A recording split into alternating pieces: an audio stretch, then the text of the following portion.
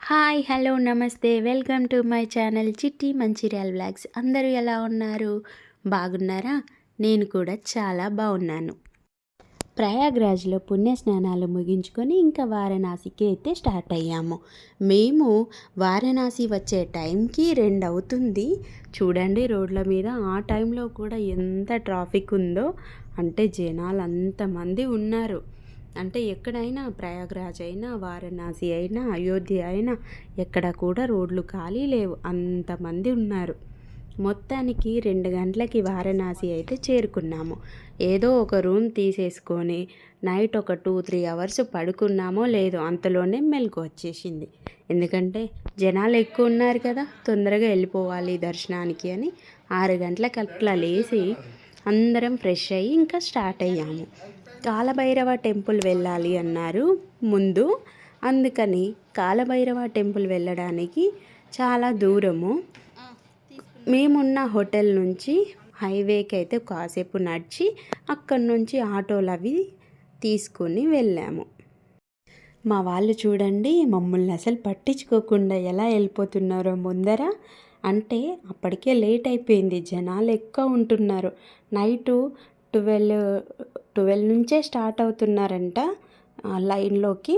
అందుకని మా వాళ్ళు ఫాస్ట్గా వెళ్తున్నారు. మమ్మల్ని కూడా రండి త్వరగా రండి, ఎంతసేపు చేస్తారనుకుంటూ వాళ్ళు అరుస్తూనే వెళ్తున్నారు. వాళ్ళ వెనకాల మేము వెళ్తున్నాము.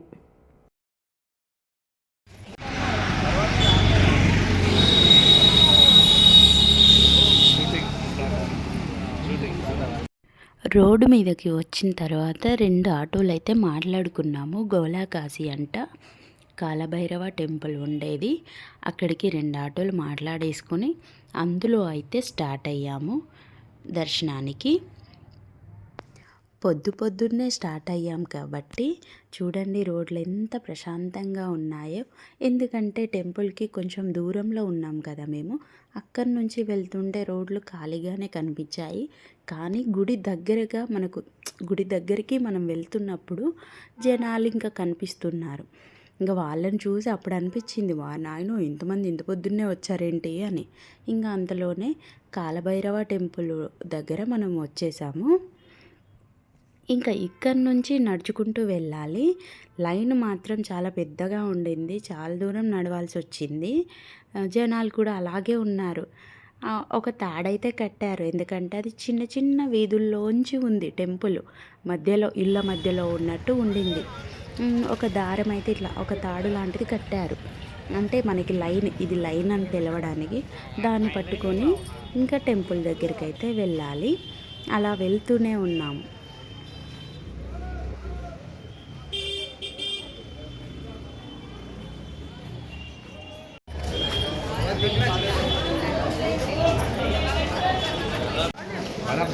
लगा हुआ है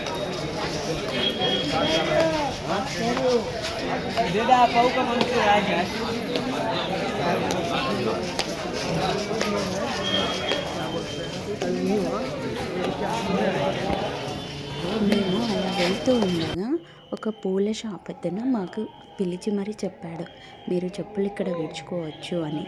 ఇంకా మేము అక్కడ ఆయన షాప్లో చెప్పులన్నీ చేసాము. అతని దగ్గరే కొన్ని పూలు తీసుకున్నాము. ఎలాగో గుడికి వెళ్తున్నాం కదా, భైరవుడికి కావాలి అనేసి మేము అక్కడే అతని దగ్గరే పూలు అవి తీసేసుకొని ఇంకా దర్శనానికి అయితే మళ్ళీ స్టార్ట్ అయ్యాము.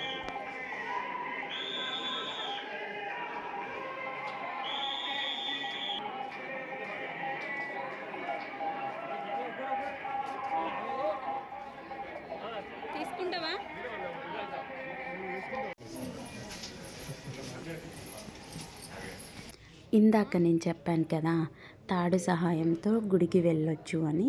ఆ తాడుని పట్టుకొని వెళ్తున్నాము ఇంకా, ఎందుకంటే అదే దారి చూపిస్తుంది మనకి.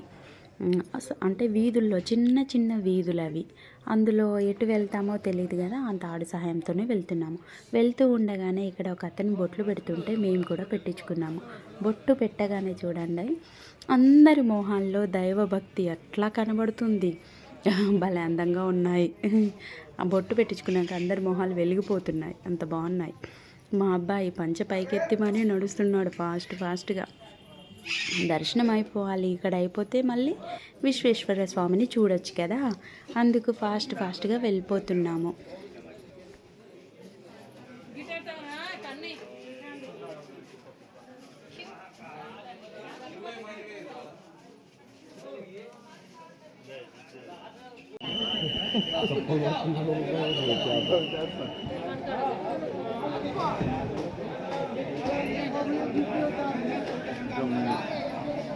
ఏంటో నా అదృష్టం ఎలా అయిపోయింది. అప్పటి వరకు అందరూ వీడియోస్ బాగానే తీసుకున్నారు స్వామివారిని. నేను వెళ్ళే టయానికి ఇంకా వీడియోస్ ఆపించేశారు. అంటే అక్కడ ఉండే పోలీస్ వాళ్ళు నాట్ అలౌడ్ వీడియోస్ అని చెప్పి అంటున్నారు. ఇంకా నేను కూడా పోన్లే, స్వామిని గర్భగుడిలో ఉండే స్వామిని ఎందుకు చూపించడం అన్నట్టు మొబైల్ నేను కూడా పక్కకు పెట్టేసి బయటికి వచ్చాక ఇక్కడ ఈ స్వామి అంటే మనం తీసుకెళ్ళిన పూలు, దీపాలు అలాంటివి ఏమైనా ఉంటే ఇక్కడ అర్పించుకోవచ్చు అని తను చెప్తున్నాడు. అక్కడ మేము అన్నీ పెట్టేసి దండం పెట్టుకొని బయలుదేరామన్నమాట. ఇక్కడ నుంచి కాలభైరవ టెంపుల్ నుంచి డైరెక్ట్ విశ్వేశ్వర స్వామి టెంపుల్కి అయితే బయలుదేరాము.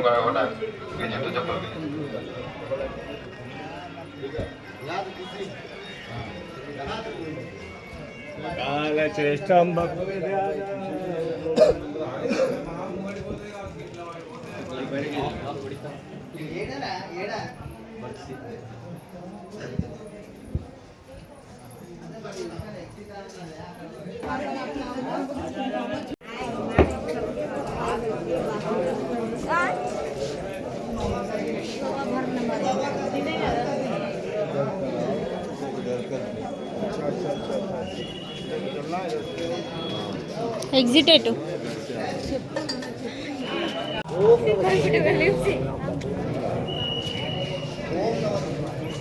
ఒక్క నిమిషం నిజందే అనుకున్నా, మరి అట్లున్నది కదలకుండా.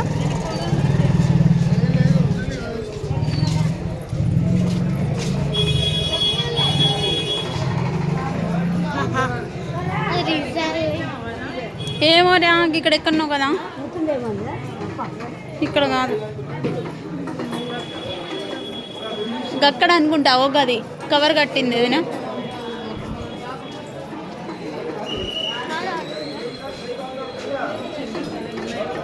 కదా, మంచిగా ఉన్నాయి. అవును, యోగివి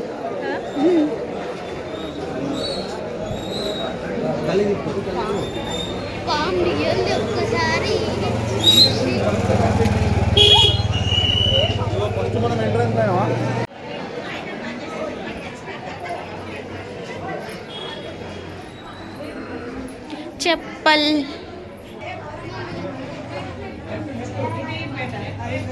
ఆయన మెడలే ఇక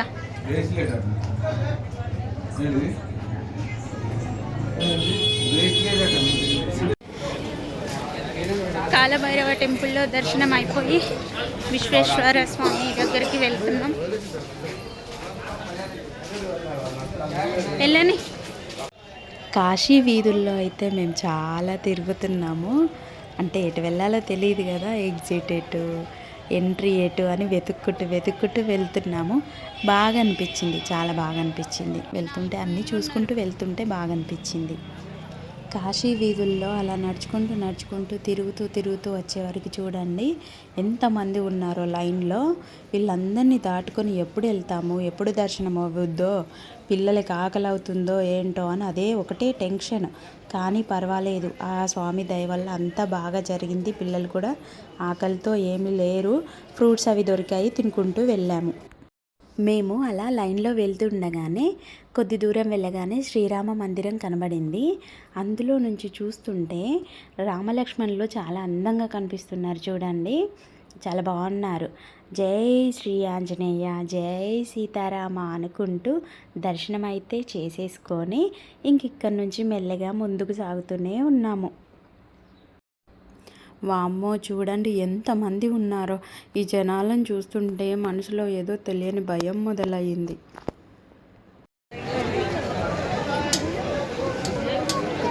వెనకాల పెద్ద లైన్ కాదు, కదులుతున్నాయి బొమ్మలు.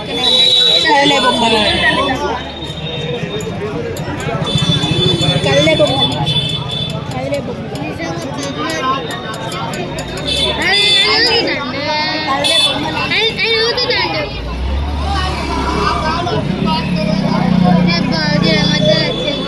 కూరలు తీసిన పాములు.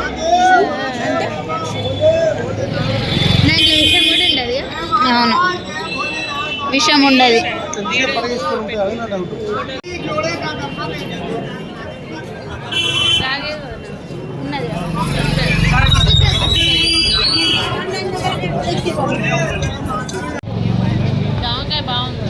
ఉప్పు లేదా? అది పెప్పర్ సాల్ట్ బాగాలేదు. మేము దర్శనానికి వెళ్తున్నాం గేట్ నెంబర్ 4 దగ్గరే మణికర్ణికా ఘాట్కి వెళ్ళే కమాన్ ఉంది. మణికర్ణికా ఘాట్ అంటే మహాశ్మశానమేగా, అందుకే మేమున్న లైన్ దగ్గర నుంచే శవాలు వెళ్తున్నాయి. ఏంటి ఇన్ని వెళ్తున్నాయా అనుకున్నాము. అప్పుడు చెప్పారు ఇదే మహాశ్మశానంకి దారి, అందుకే ఇక్కడి నుంచే వెళ్తున్నాయి శవాలు అని. How is it? You are feeling so nice. What laughing? Why laughing? Hey, Lipsy. Hi. Breakfast. Healthy food.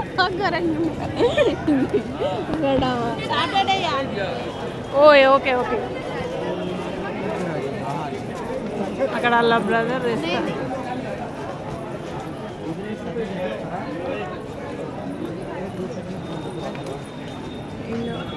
నేను చెప్తాను అంకుల్, ఒకటి మమ్మీ దగ్గర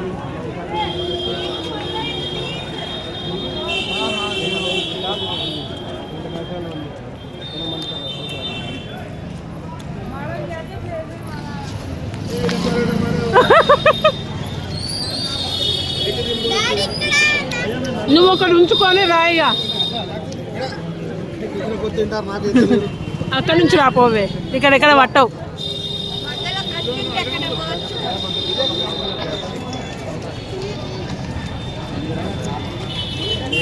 ఆ పేపర్ బాగాలేదు. అన్నా ఏం తింటున్నారు? అటు పోవే. చెప్పులు ఎవరా? ఏంటరా? చెప్పులు బాసన మర్చిపోతలేవారా? అయ్యయ్యో,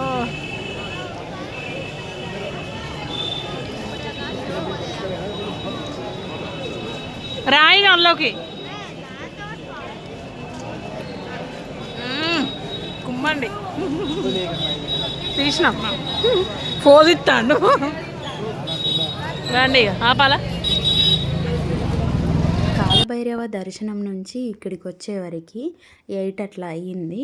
ఇంకా పిల్లలకి ఆకలేస్తుంది కదా, ఇంకేం తినలేని పరిస్థితి. బయట చాలామంది ఉన్నారు, ఇంకా షాప్స్ అవేమీ తీయలేదు. పండ్లు అవైతే దొరుకుతున్నాయి. పండ్లు అంటే ఈ జామకాయలు, అరటి పండ్లు అవైతే ఉన్నాయి.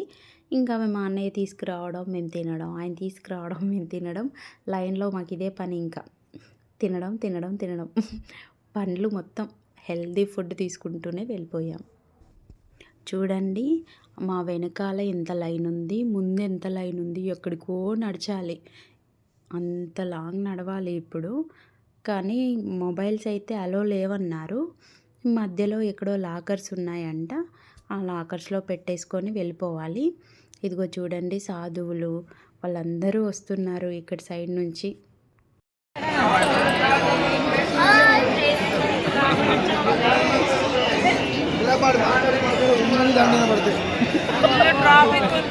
ఇక్కడ పక్కన లాకర్స్ ఉంటే మొబైల్స్ అన్నీ అందులో పెట్టేశాము. ఇంకా ఇక్కడ పెట్టేసి ఇంకా దర్శనానికి వెళ్ళిపోయాము. ఇంకా చాలా దూరమే ఉంది, దర్శనానికి అయితే వెళ్ళిపోయాము.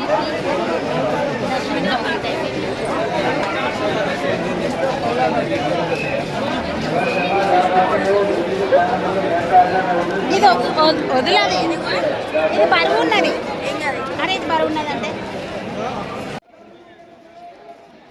దర్శనం అయిపోయి బయటికి వచ్చి ఇంకా మొబైల్స్ అయితే కలెక్ట్ చేసుకున్నాము. అందుకే ఎవరి మొబైల్ వాళ్ళు ఆన్ చేసుకొని చూసుకుంటున్నారు. ఇంకా మాకు దర్శనానికి 8 అవర్స్ అయితే పట్టింది, దాదాపుగా 8 అవర్స్ అయితే పట్టింది. 8 అవర్స్ నిరీక్షణ తర్వాత విశ్వేశ్వర స్వామిని చూసి ఇప్పుడు బయటకు వచ్చినాం.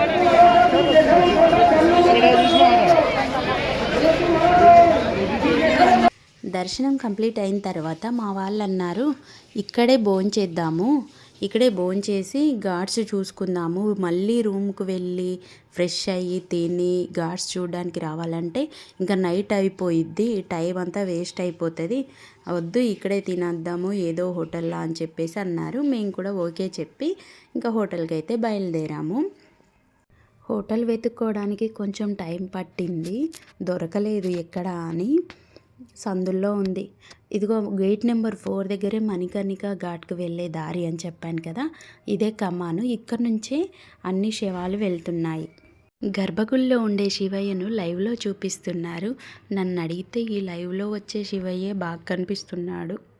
మొత్తానికైతే ఇక్కడ శివయ్యను చూసేసి హోటల్ అయితే వెతుక్కొని తినడానికైతే వెళ్ళాము. తినేసి ఘాట్స్ చూడడానికి వెళ్తాము. Bye friends.